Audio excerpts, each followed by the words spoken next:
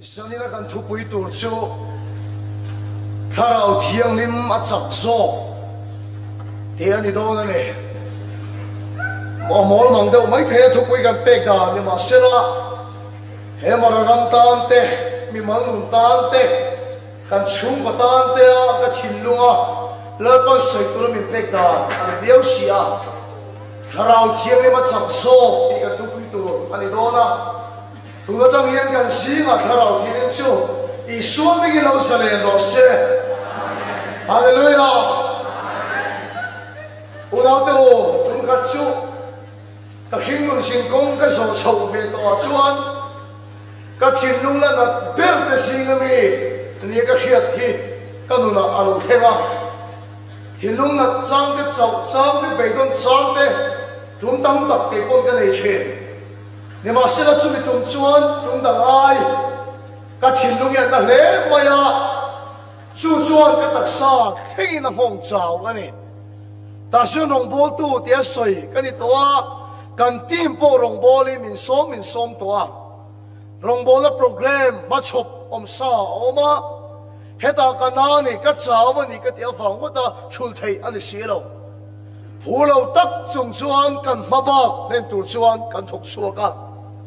cái phù lâu khóc mấy cái tha à thâu lâu tắc xít này chúng mình chung chuan cái thiên lung này ta vang cái đặc sa khi cái phù lâu à mà sẽ thấy tốt bên camping cái này à thấy tốt cái chùa lal pa pon na à thuộc về xe la chúng khát chú chùa na program đăng này in thu cái sực sấy lo cái lại cái chuộc này lên cái chảo bốc này gia đình khó mà xin thu cái sấy bị tất lâu mai à camping à anh à chuan kan team ho bula chuan kan bo ruak kia thavia to thawa deputy speaker bula remoi te bula janin su pathian fak le choi moi na ina nei pui mei do ne moni le thu hi sei to lo mai la kan bo ruak kia thavia to in ka ria ka tia ti member dang pon thu sai ngei tu so min thu ne ma se speaker sai kham ro kha an ti suang lo wa an bo ruak po kha hiam ve rui maya ngoi reng nan chho phak maya salmon ho lampang an pan zela anu nung berare moi hian speaker pathian chu voi kha chu lo ron le te atia thu ka sei lo rut bai tur chu te chuan ke pon ka chang lo ngoi rengin akal liama ke pon nuam ka ti big lo wangin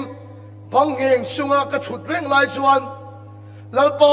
eng tin nge mo ni do ni tin ka thin lung he trong tai sắp reng mayam ta chuan rồi taxi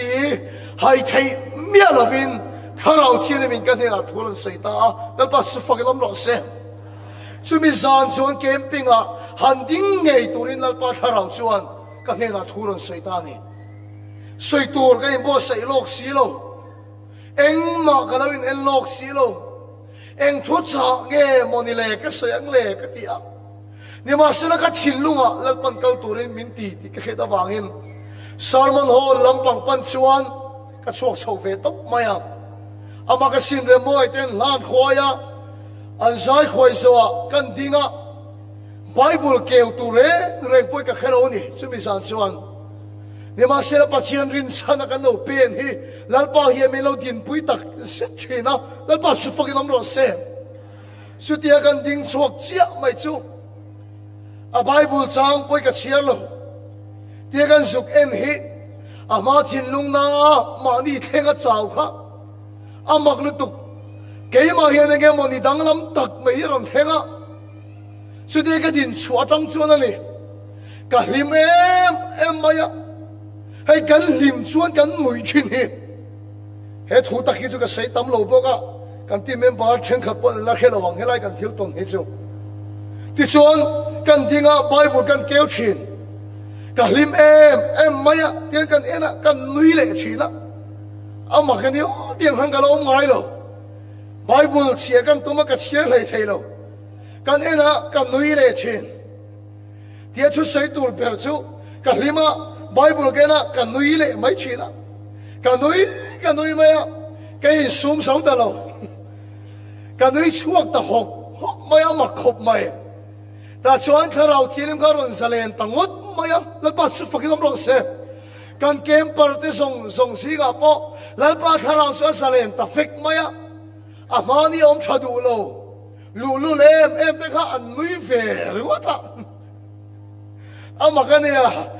thubo kan sei bo kan ni lo hetian ke la hang sum thei do lo kan nui hok maya atira la hui do ni nga hei su chat po tum lo ni nga kan ti te kha ai lo nui ve ruat maya ti kha kan tim te lam bang kan nui ve bo ka ti kha speaker ho kan voi kan nui to hok maya amakani kan lim em maya aswal ho bon nui tho ati chadu lo bon nui tho kan lim em maya bible chia kan tum le chin kan nui ya satat mai kan lim lu tuk kha amak lu tuk chumi pin da na chon tharau thili mi aron khat ti kan khathei ni lal ba su fakin lo se a bible chang nen kan la sayang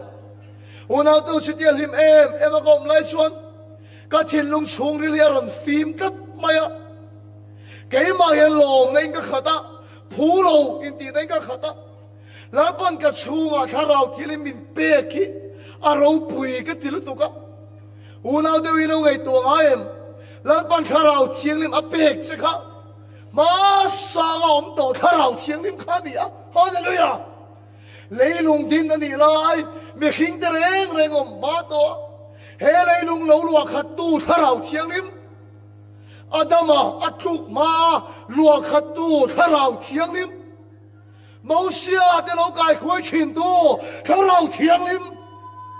hallelujah Stephen alungan den lum don la ya lua khata chen sil tu tharau thiang lim tir ko pola te unau do rongan bo la ya lua khat kat chin tu tharau thiang lim kha pol dal ni bi mialovin ang ayang chin kan mena lalpan min peli so hallelujah hallelujah pulo kain tilutuk adama chunga om kai chunga om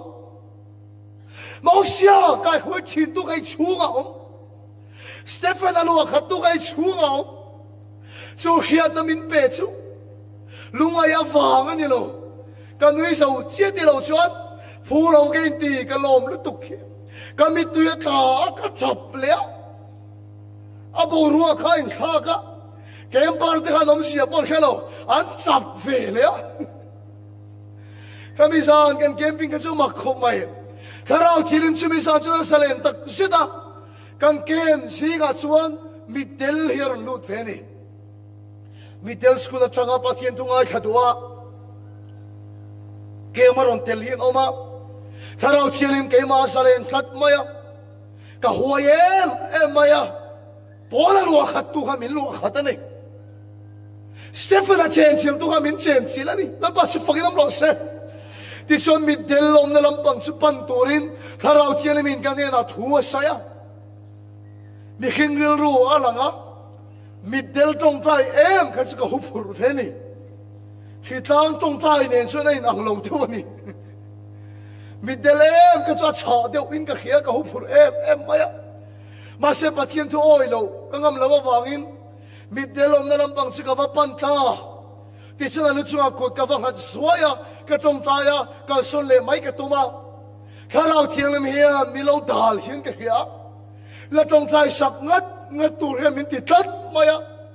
ti chun ka chunga om so kharau thianim sak na ring chuang hallelujah Sumi delu chuga chung kut ka ngata Isu Krista mingin tharau tilim khoi na ka dil saka tharau tilim ompui na ka dil saka kan tong trai se la sumi del po chu tharau thiang limin a khoi ta se la ti chuala makna tu ano pan lai tanga mit del to amit mu le lam chom to lo a le lam chom khomu to lo wani ka tong trai sak lai la chuan amit chuan khwaron huta thak maya abulom de lom in an aw na samay si amakati mi del skula tangaron kan si kanin din silreng maya i mu mo kati abeng chu a che lawa ka tonga hia mu etia ani le ka naran bette kati ka naran feta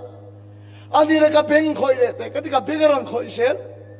ani le ka mita takron kok te kati ron kok fu chat sat maya avan mut siang tak em lalpa su fakinom lo se una do camping sermon na trangin an riana lam de chu step ani kai ngai le na mana chuk khata su zut maya chumi sa chum pathian da thoro pui tak alo khenga helai thui ka khafia thiam ta isai bung somruk pakhata lungai aya him na khiak lalpa su fakinom lo se lalpan kan ne na kharau thilimin pe ki kanun kong ka so to chuan ka cha ba ka lein khiat ber tu mani kha kha na ka in khiat tu mani ni ma silal pa kharau chu ka chunga ka nat ta le ka chak lo na ya chak so kinaron che a ka lungai da chu him na khiak miron thi sa ka ni chu lalpa su fakinom lo se chu kharau chun khoi chau lo se he mar rabi khoi har thar le ro se Hallelujah! Chu tharau si kolani. Tharau thilimia chu ti khop chuan kan rama kan chung ko tina hen na tho adone. Ma se kai ma ni so khian kan lo dal thin. Lalpa hian na tho adu lo ani lo. Tu na po kang to se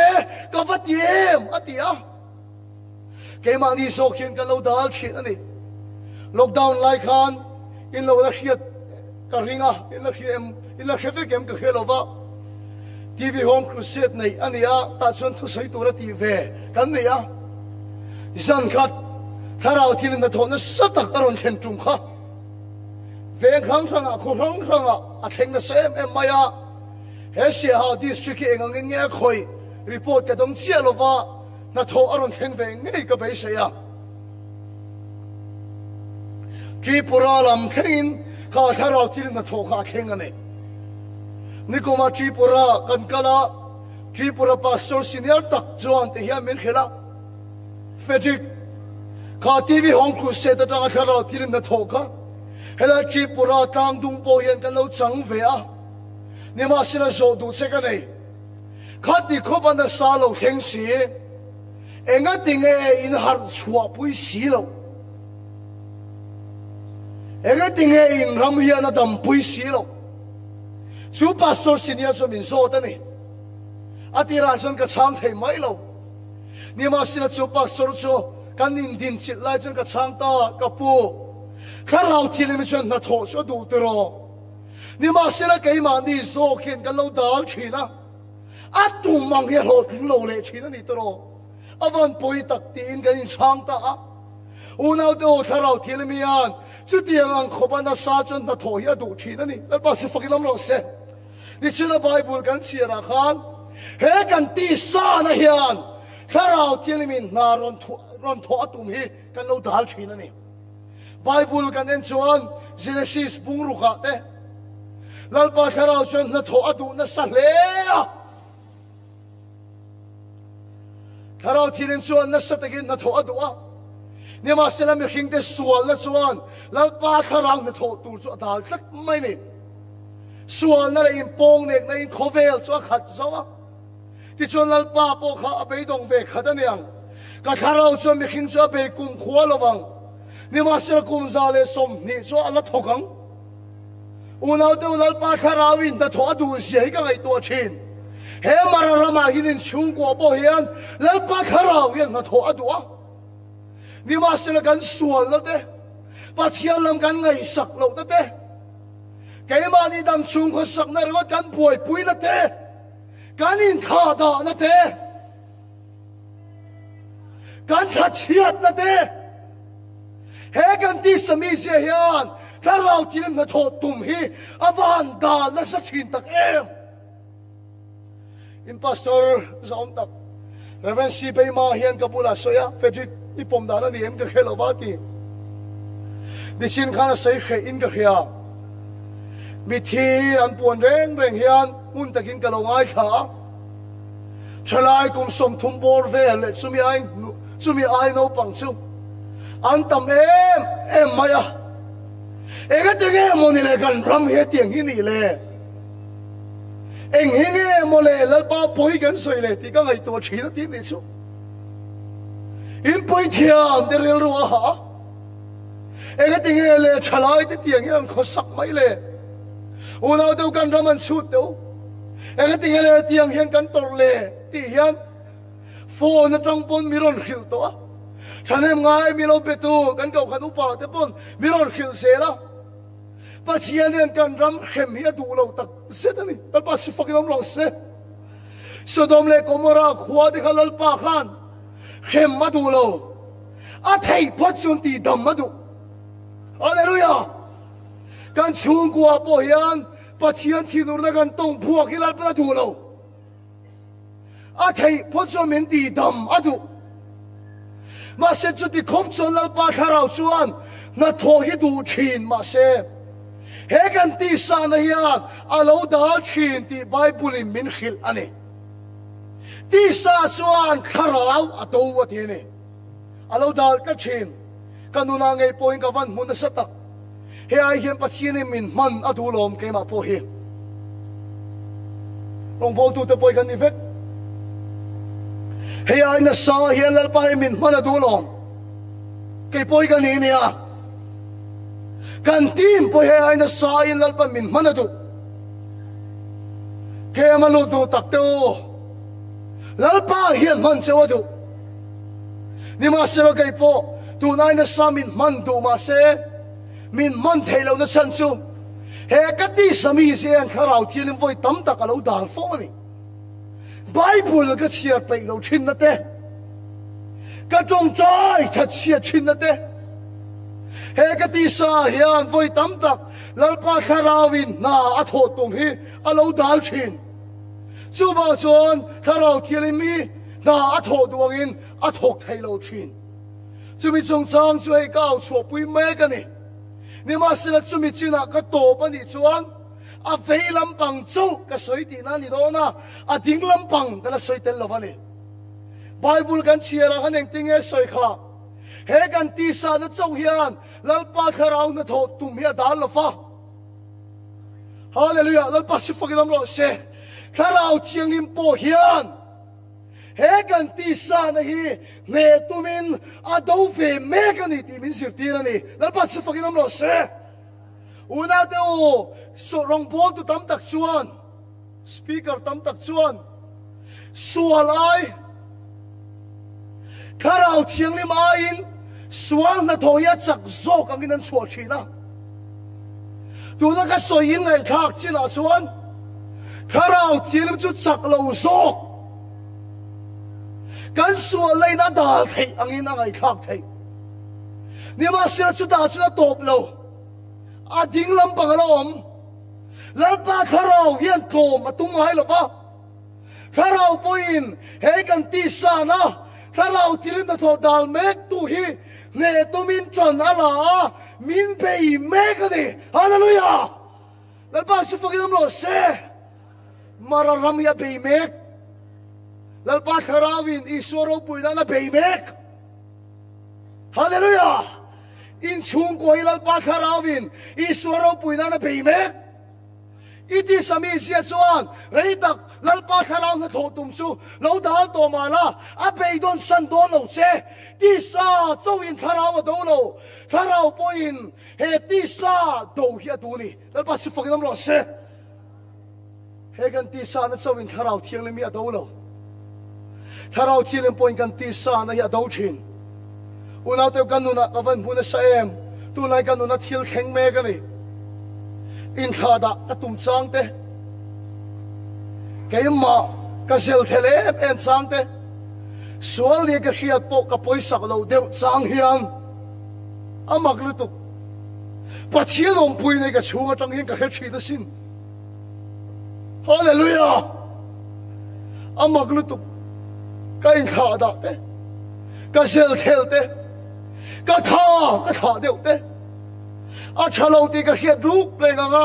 ka lan nun ve mai don te hian ka chunga tang hian kharau thilim om pui nei ka thina chu thu sei tu rom pui na la man lo zai khoi tu rom pui na la man lo kharau thilim thik thu chiat na ni a he ka ti sami se ka chunga kharau hian min ron do sak thin lal pa su fakilam lo se hallelujah i kha chi nang pon i kha chi nang pon hallelujah i duang om tiu thei lo tu chaka lal pa tharau ani kha ko ve lama tan tak tak in tum po sual chen in tum tak tak po dal kat hin tu chaka lal pa tharau ani kha he kan ti sa chawin tharau wa do lo kan tharau po yan kan ti sami se hi min do sak thin hallelujah tu lai chu ka tong na sakhok mai kan kha da don te sual lam ka on lek lek te ya tharau thili mi an ka ti sa dai mi ron do sak thina zani lai ma ding speaker hi mi cha ka ni lo mi khin na mi rin nom le mi tai ma ka ni lo mi chen khat chuan ka bula tin an sei thin in ha to mang yo te an tia chane mi ngai si te min ti ni ma sira ka ni perlo ka in khia ka ma hi dik takin kan so yango ka thu se chu ka puang rat zel mai thil ka sep chen thiam lo wa a chang jon rong bol dei ban san ka tum thi da sin he si ha khopui ka ron kal nuwa ngai te po khan speaker hi ka ni to lo mai don em moni ti chang te ka nei sin chung khat phei su mangan tha ka sin ka chung rel bei dong lu tu khi mo kan ti member song song ka cầu phết à thì chuan ka thin lo na te ka chan lo na te 0.5 phết ki lo ma ta hian rong min la bol pui duem min bol pui du to lo ni chuan ti ma tang hian du le thil dang in ti mai do nia una to chu ti ang khop chu he mi khing ya thing lo thi na a chang chuan rong hi ka bol to lo mai do nem ni una to chu ti ga chau chang ki chu voi tam tak hi ka nei thi na mi pui nan khia ta na ka du lem lo ke ma pon ka khia chua fau du lo he ka ti sami sia chak tak awanga pathian pui ka lo sai ve le thin te hi tam tak kaum thin ni ma sila chu ka chak lo na lo la na pia in ka chua tharau chuan he ka ti sa ne chane mai takin mi ron do sak thi na hallelujah lal pa su fakin om lo se he kan ti sa choben tharau wa do lo tharau point kan ti sa ne a do wa lal pa su fakin om lo se una do sani nei ma ding speaker hi tharau thilim chu min ne meka min ne zela min la ne zel don bokani hallelujah ze he thu sai ka lan du che tharau thilim chu ni ti sa na ka ne tu na do sak mek che a ne nge don che i sual thu gao chu pui du lo i chat thei lo thu gao chu pui du lo in chung ko bei don thu gao chu pui do lo kan ram so zia gao chu pui do lo lal pa tharau win kan ram hi a pei me ka ne don chung din ilal pa tharau win a pei me ka ne don pathian ram so lo kheng don ko khela kan chalai de suala wa ga liami lal pa tharau win a pei nga a ne sel don hallelujah tharau point ti sa thawani lal pa su fukin om lo se zane pathian fakalam te kai lo mu una de wa ma shon lal pa fakin lam lem lo biakin bon kheng lem lo lal pa tharau win mana ta to pe ya a ne me ka ni hallelujah ai eng song he mara ram hi swimming kan puang e kan suang le lal pa tharau tha tho tum chu lo dal ma se lal pa tharau hian kan ti sa na min do don khop mai min do sak zel don khop mai min te don khop mai i swa choi moi don ani tharau thiang him kan soi hian ke ma chuak du tak te u kan fel de ulai so kan bulom a hian ngai lo tur pastor te ko khan upa te speaker te min ser khang mi thiang him de ulek te chen sil tu tharau wa kai hin chuwa chu ka ngai dan chuan kan nun ken kha da deu chuan tharau thilin chu min chen sil lem lo wa kan that deu lek che hian mi ron chen sil ta a ka ngai hin ni ma sila chu chu mi khing ina ngai dan chuan bible in milo sir tir dan chuan tharau thilim chuan tu tenge a chen chil thin a moi ania a chen chil thin hi Genesis bung khat chang hi kan en chuan lei chu a chia ni chu a ruak a thim unau teu chia ruak thim khat mai chu lalpa tharau chu na op renga ti lalpa su fakin am lo se tharau thilim chuan tu te mo chen chil thin nun thim ngoi te nun chemek te nun ruak ngoi le chiat lam pan mek te lalpa tharau chu no preng chu he big in non theng phalo po hi lalpa tharau chu no preng e annu na eng lo them theinan na sat lagin an ti sa na chu do sak meka a ne nge don pokani lalpa chu fakin am lo se bible na say lo thilin ti tum te ti thailo an duagin an dung don lo he marama thalai den duagin an dung don lo he rami pui de po in duagin in dung don lo thilin duagin ti thai don lo lalpa tharau na dal khat don chu hallelujah lalpa tharau na dal khat don chu chia yom pui chin ruak thim mu phi lalpa tharau chu nom pui china chu muna chun eng a khen china he thui ke ma tang ka chia na ni kanun ruak thim ngoi lai lalpa tharau chu min kha tham ngai lo wa min chel renga lalpa tharau do thin chu min do le saka tu la hen kan nun kal tang ni swat a choi moi ta zanin he thu cha poi mo ta ka sai du chai hi ni marami ten an chan thin tharau thialim kha ka van ngai tak em marami ten an chan thin tharau thialim kha ka van ngai tak em tu na karon kal le hian mi pui sok hi ka be siang in phalo rola kan lo khiat danin ai sola matang pon kan unau te chim lama om chutin kan chuang em chewa la pa tharau te chen sila om puya zai khiamin lai khoi kher po ngai lo tharau tirimin na aron tho to chuan rim dagin la pa fakin lam mup maya kan lo ral khiat thin chawani speaker kal rengin helai mun tharau tirim na thoro puyan ti sia aron sai thil sin Saudi so pa kuwa karon kalfe ay siya ka soyang khan nagtung sa na kathangang kati ka om siya ka khelaw reng ase ka dulo tukhala ka om siya ka khelaw nilo Reverend si chalayan missionary la po inan sakta peichuan om siya khiyang mahiyan in fact na kharaw ka min manfea lalpa fucking wong kan ti em maya bang lo in lalpa in fucking kai var in lalpa in fucking hallelujah ni ma sila ka kharao ka khoyang i ta karon kal le chu ni ka son ni covid hian kan kharao du ati chau ta nge kan mason na te hian min changkan tira kan kharau chan kha min khal san tir ka ti ni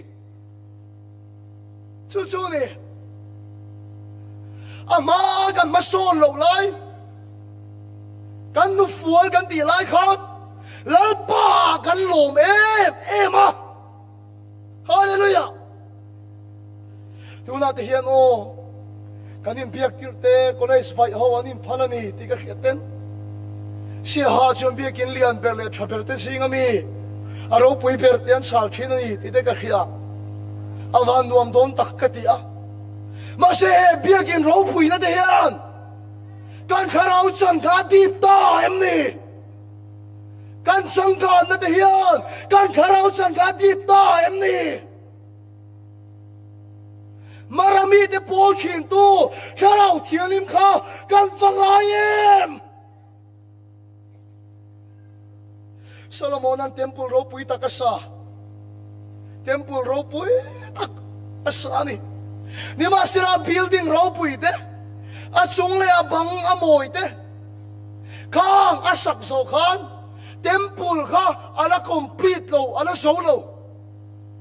ege ala nga pui thiam sa som ni te chuan ring takin to torot an hama ring takin o an chua lalpa tharau chhum pui se khaina chu alo thenga hallelujah so temple an luak khat chi chuan chuin chu in dang ang ani lo pathian temple alo ni ta hallelujah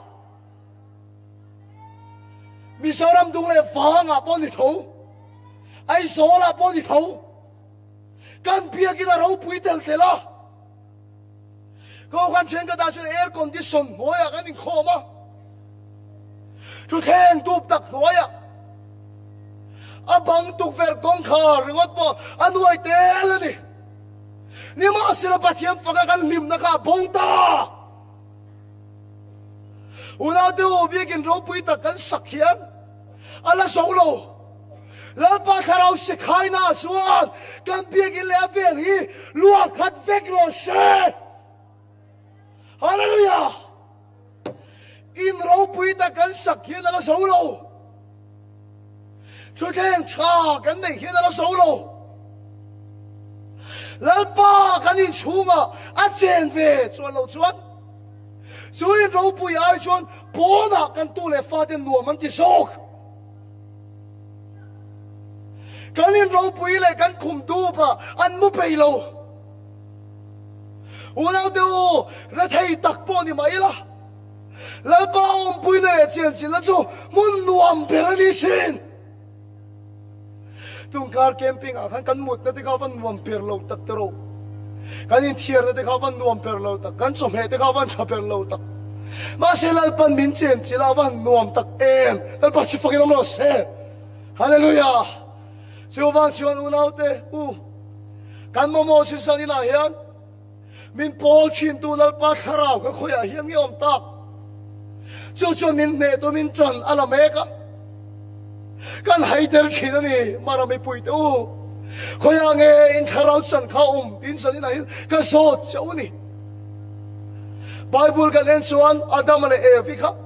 saruak in ma se lalpa na ria khu tat awangin an ruak nan hulawani lalpa chi fakin om lo se lalpa pui nei nan kan santa ka chia chuan thei pui nei nan in khu chin ma se an ruak na lai lang le sel lalpa pui nei na kan santa ka wangin an ruak na lai hlir an hu tu na hian thalai te din mun dik takani nu le pa te din mun dik takani kan nei lo hlir kan muwa kan tak sam hlir kan muwa chu han nei ta po ni mai la a ruak kia re tak tak chuang lo mi le lawang kan dua mi pung ruang kan dua chu nei la cho kan tia kan an nei ta tro chu an inun ruak kha hlia khu chem ka chalai pui te mi phei khok ak nei kan dua mi thuam nuang mi thu hui la rang nei kan dua kan an nei ta chia kha khan kan nun ruak kha hlia khuem ma se vile dama khasan tu ma chuan saruak pun ma se lalpa tharawin pui tla ta wangin aruak reng lai an bulo lalpa su fakin om lo se mi lalpa pui tla chuan mai thai po ni se a mai thai na mu to ai lo farha pa na mu to lo wa re thai po na re thai na mu to lo lalpa su la hia khu chin ani hallelujah hallelujah chu de he rama yan lo kheng le se ka van tiam hallelujah chu chuan si lo chuan engang pon ma son ma ula in ruak are chuang lo wang in ma son are changka na hian lalpa poi a soi na samai mayanga lalpa ne kali kar laga tharau tirim na tho dal tu ani don lalpa tel lo chung kan kim lo sam ziek tu ro pui tak po hian lalpa chen chil lai angai hlu em baya lalpa ina ni khat hi ni sang khat ai puna thaso lalpa su fakam lo se hallelujah lalpa pui na kha khalel em baya va mur den chong song den buan nei a thik le kan ni chu lalpa na chen chu cha ka ula do ku ta sak temple ni to lovin lalpa chama din ngei temple nang ma cheng to a chen chila chi ne na hi ron khen tira du sin om puina chu ron khen tira du sin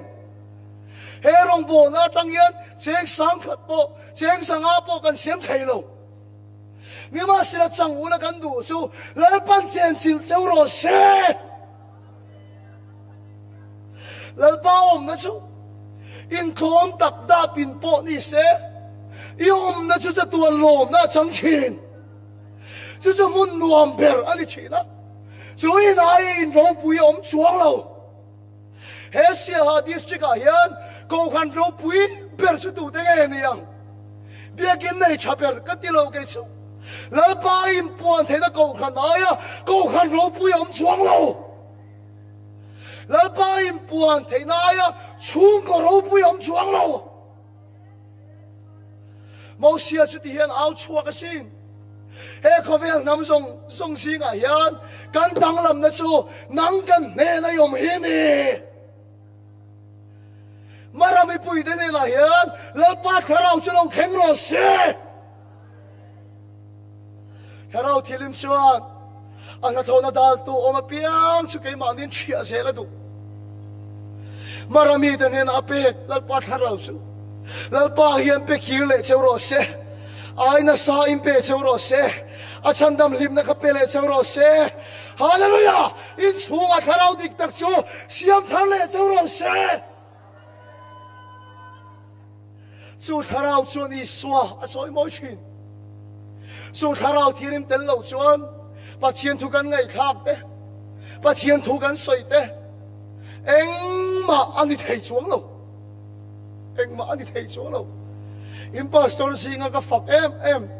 pastor denia ne nian mani kan ti tia zil sang ta kan itu na doctorate zo lek lek to ni mani re lo te kan ti tia enga nga tam le enga nga sao pon sil se kharau thilin tel lo chuan heng pathian thu ta hian kan nu na dang lam na thel lo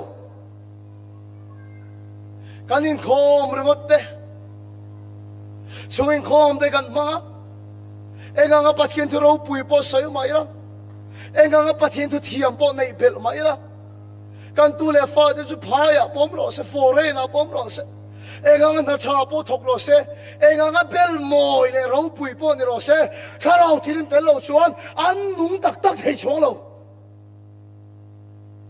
he thu chung kha chu kharau thian min om se nei takin min ton khiat ti la ke in ka chuaka pasar lama ai zola jing lam pa ko chat ne chon lam pa ko ron tur phut mai ron thim phut mai re lo te chungin kan le na tur kala nai sia bazar bul nai ka mel khiat te na chuan ka luta hei roin min nan lo na turin in motor ka lo ho lok mai te ang ka tia alo phal khop maya an motor in noyan da chu nen khal chu tir maya thui vak lo kan khal nuwa chuan vana pa hol po so bazar tang ka theng man lo ka motor kha thile dut zel maya kan ona nung vele maya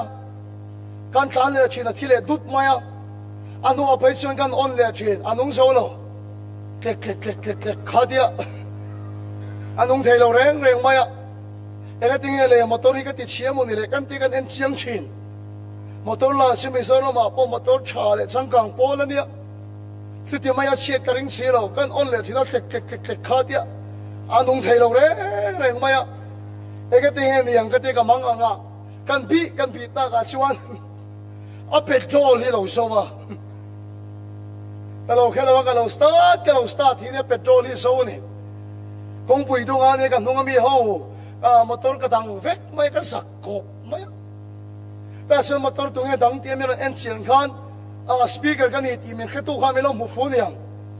fe ji ka moi ni ati o ka ti hey a petrol la so tat nei sa tha khop mai ka ti ka dang thui na sa mai sia dang re zak re so tan nor pu yang che ti anu nga ding ho kha hui tha ti a sa tha ka sin so lai ko pui tung pa ya son ka motor so ka 1 2 3 kan te petrol so ka kan nor phei ta tin a ma motor an tlan te kha pa ka den lo ba hui phaya traffic police so khan mi khan lo za thiam lo so ka ti khan kan nor phei petrol pump thing kan nor minor pui tu te kan ha na samai sia te khan petrol pump kan an theng ta ta sam petrol kan thun chia chu petrolin atui aron lut chia chu kha motor kan start le chia chu aron rithum chua kham hammaya alai teron ega kha motor thana tak tak kha atui aron tel chia chu aron lang chuak theini unau to ka thinlunga lalpan motor kan tlan le chuan thuron soi chun som ta hetiang ang chia hian motor thatak ang chia khan pathian thu ro pui pon khema la engang pathian thu ro pui pon in thuamin kot moi nen nektai nen anal theyang berin in thuam ma la atui karau thiang ni matel chuan si lo chuan unau te o he pathian thu ro pui ka khia thi a thok tak tak thei lo zanina hian pathian tui sai bel mia to lo mai la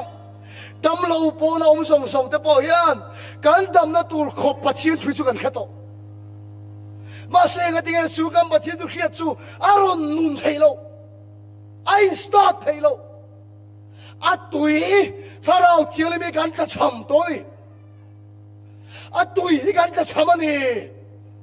kan chang kang tel tel una do kan le lo le kan thuam no de bonal tel tel ma se atui karau thiang ni ke mania a kem to wagin an nung so tak tak to lo kan nun hi sa karau thiang chu kan singa I swami gi lo kheng ro se so karau thiang chu lo sa le ani chuan I Turkia karon start ang aron tinuang hallelujah I Turkia karon tinuang damlo tan he thucha ai kan la ne zanina hian Isu Krista chuan ati dam chop don lo cha Isu Krista chu in na song song ka ne sak to che ta pa su fakin am lo se cross khan kan nat na song song a phura kan su na nen akinta ati rual khan cancer chu akinta HIV chu akinta una to chu thuro pui chon thuam ni mala atui tharau thialim na ti nun chon si lo chuan kha thu kanang ma thok tak tak thei chuang lo tharau thialim chi ne da lo kheng se I swaming in dam na lo kheng ro se atira ka sayang khan una to ka lungai ka beidon em lai tharau thialim chu ke ma ron thenga ka lungai aya lim na khiak thar chu bi ron thi le ta tal pa chu pakinam lo se zea ko khan mi pui chau to te ne la hian lal pa tharau tui thar chu ron luang lu le se a khiak chu ron luang lu le se lim na khiak chu ko khan ron thi le ro se dam lo te ne la Bible chon ti hian mi no sir ti ra lo ani chuan kan nat na phura ti an chu ti se Bartimai te Bethesda dil kama mu te an ani chon an ma ni soida ni don ma se ani chon an nat na phuri na telo kan nat na ati kan ha choni tel Isu khan an nat na cho phur lo kan nat na phur dal pa su fakinam lo se an nat na cho phur lo kan nat na a phura wangin ni zana po keru khito de an dama dal pa su fakinam lo se keru thiak to de an dama ori chuak thei to lo ten dam nan cha nar phalo che thei to lo ten pathian ti dam nan cha an nat na chau chu ni se Bible mi te ho sei na niam ma se Bible chon an atilo ani chuan kan nat na phuri ti Isu khan inat na phurani hallelujah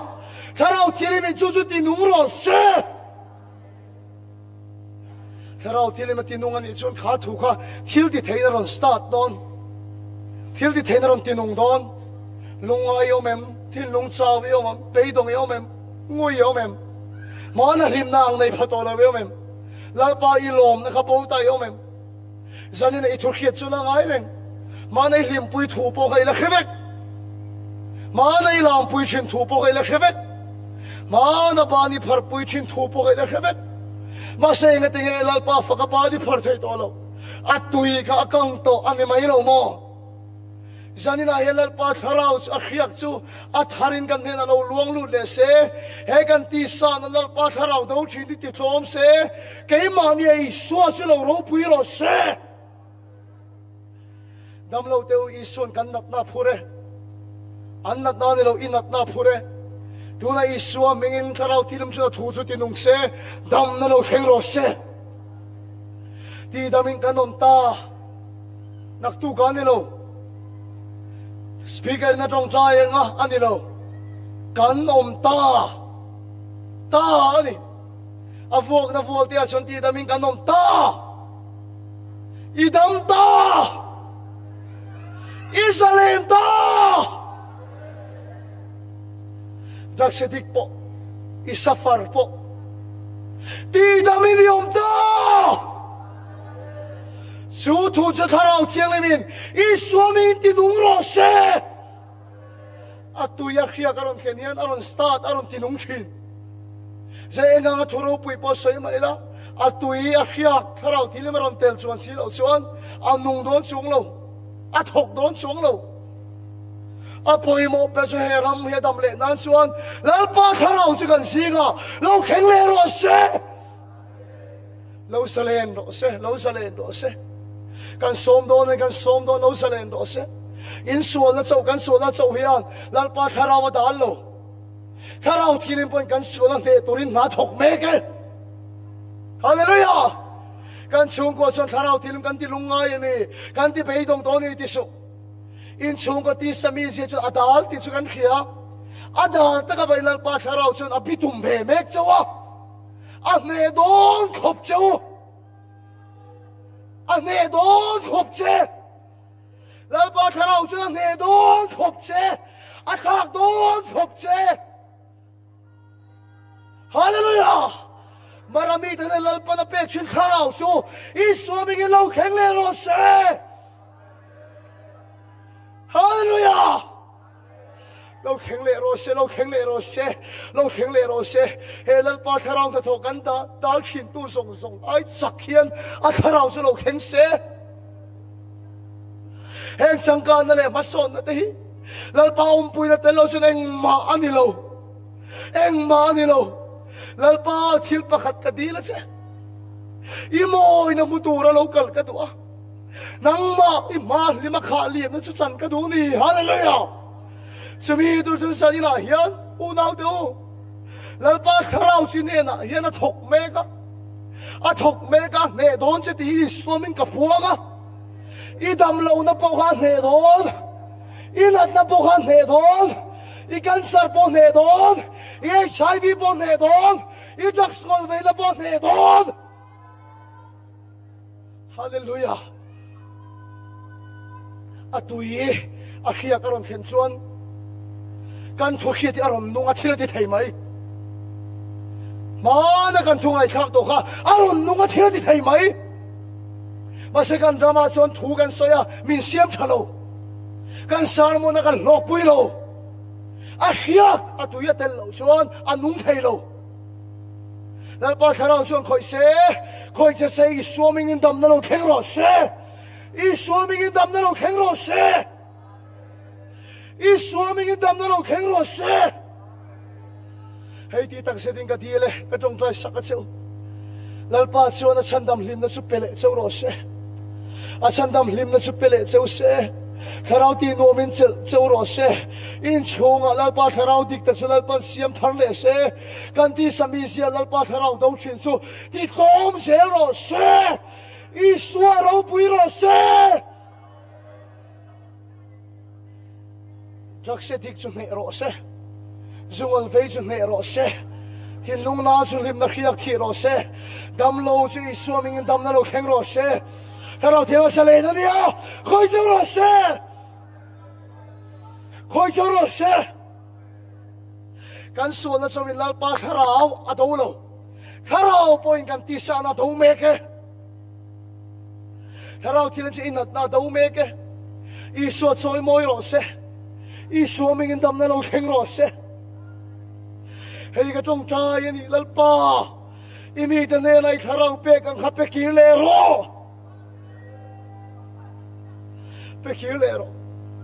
Ichandam lim na chupelero kan thusai lalpan kan satan malmin som saklo se